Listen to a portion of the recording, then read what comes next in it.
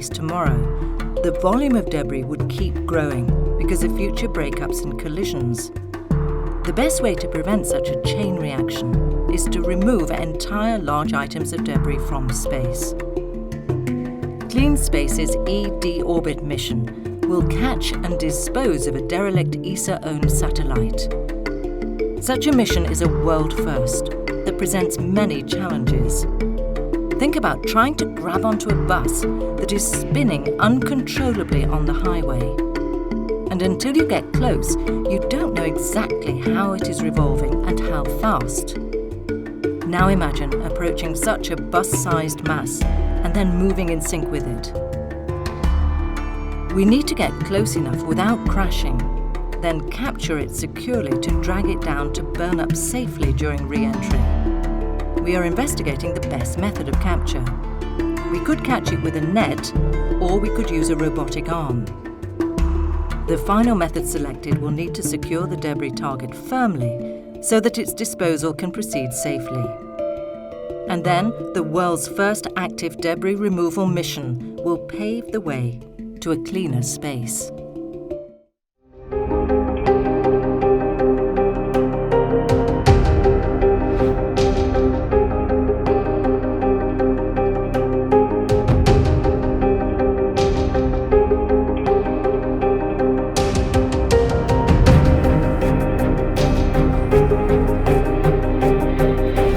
Today, due to abandoned satellites and leftover rocket parts, and because of past collisions and explosions, there are more than 20,000 debris objects that are regularly tracked as they orbit our planet.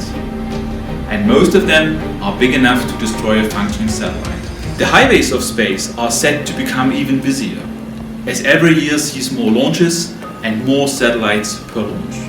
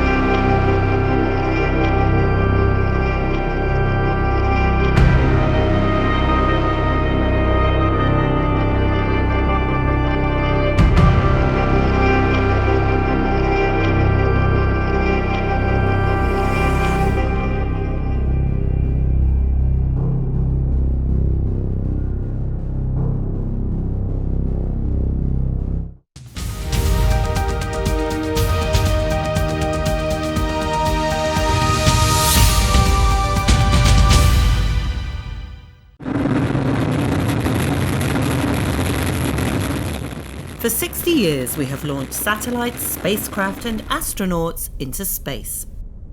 As a result, the Earth is surrounded by a cloud of debris. There are more than 18,000 objects being tracked from the ground, at least 750,000 fragments of around €1 in size, and millions of pieces that are smaller. Only 1,100 are functional spacecraft. And at typical impact speeds of 40,000 kilometers per hour, all this material could do serious damage.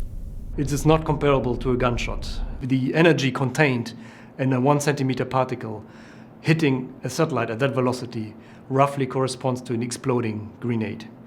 So the consequences of such a hit mean a satellite failure, for larger objects, even satellite destruction and fragment generation, which again then has environmental consequences. We rarely get to see the effects of space debris, but in 1993, during the first Hubble servicing mission, a solar array was removed from the Space Telescope. Back on Earth, the panel was found to be peppered with damage.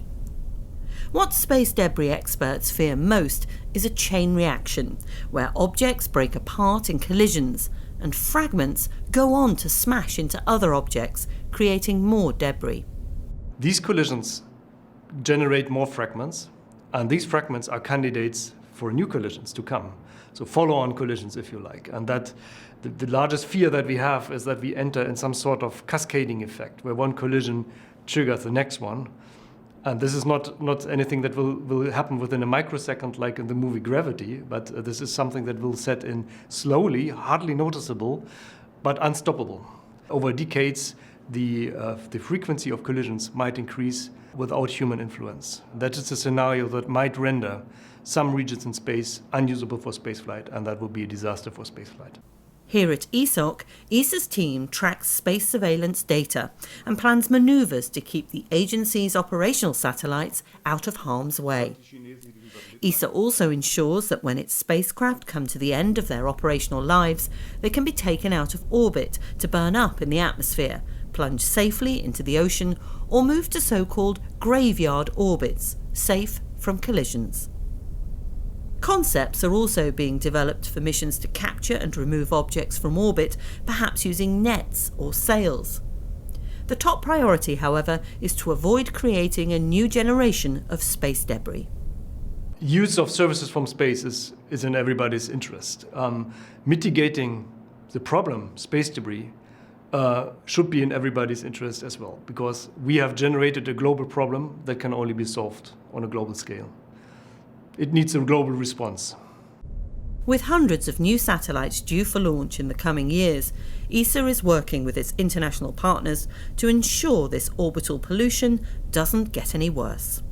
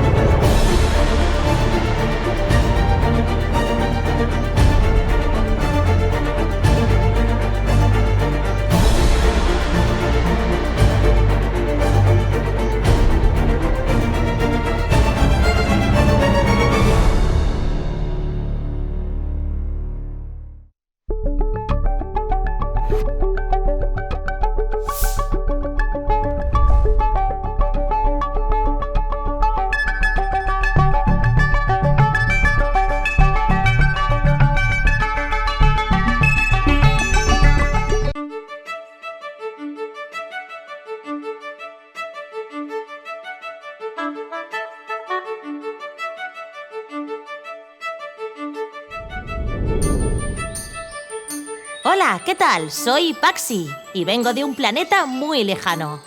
He venido a la Tierra para conoceros y hablaros sobre